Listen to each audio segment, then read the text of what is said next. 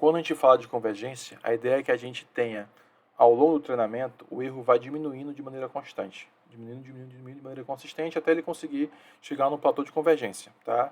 Ele chegou ali no mínimo ótimo, um local interessante, aceitável, tá? Às vezes, né, quando você treina demais, você treina em excesso, você pode tornar o seu modelo, ele vai ficar overfitted para os dados de treinamento, ou seja, ele vai ficar memorizado, vai memorizar os dados de treinamento. E aí isso é um problema. Né? A gente não quer que ele memorize, a gente quer que ele generalize, né? Que ele seja capaz de rodar bem com outros exemplos que ele não viu. Uma outra coisa que pode acontecer é que você tenha uma taxa de convergência diferente para diferentes camadas, tá? E aí essas diferentes camadas convergindo de maneira diferente, taxas diferentes, também pode complicar um pouco o treinamento, né? Outra coisa que pode acontecer quando você treina muito é que você pode estar numa região próxima de um ótimo local e por treinar muito ele dá um pulo e sai dessa região e pula para outra região que não é tão boa assim, tá? Então isso acontece quando você treina em excesso. E aí o que acontece? Você precisa estar monitorando, né? Monitorando o seu modelo enquanto está treinando, tá? Então a gente precisa salvar periodicamente os hiperparâmetros. Os hiperparâmetros são os parâmetros que não fazem parte do modelo em si, mas são parâmetros da parte de treinamento, tá? Então a gente precisa ficar monitorando esses caras. Para quê? Para poder ou voltar ao treinamento a partir de um ponto que a gente achou legal, ou identificar um ponto que tem os melhores resultados, que talvez esse seja um ponto interessante para poder implementar o modelo em produção. E aí tem uns exemplozinhos, né?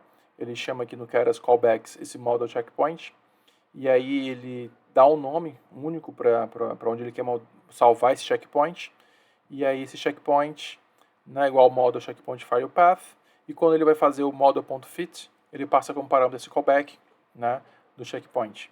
Então aqui ele vai ficar salvando nesse arquivo e você pode recuperar desse arquivo, né? E aqui mostra como ele recupera, ó. Eu uso esse load model, então load model, passo lá o path, né, o caminho para o meu arquivo e eu consigo restaurar daquele ponto que eu tinha salvo, né? Ou para continuar o treinamento, ou talvez para poder, né, já fazer uma avaliação. Outra coisa interessante é que eu posso salvar com diferentes parâmetros, né? Então eu posso colocar um período, né, que é um período igual a 4, significa que ele vai salvar a cada 4 épocas. Por quê? Porque se o seu modelo for grande, tiver muitos parâmetros, então cada checkpoint desse vai ocupar um espaço gigantesco de disco. E às vezes você não tem esse espaço, então você pode salvar de maneira periódica, não para cada época, né? Outras questões interessantes sobre os hiperparâmetros, tá? Então eu vou falar um pouquinho sobre o tamanho do batch. Então o que acontece?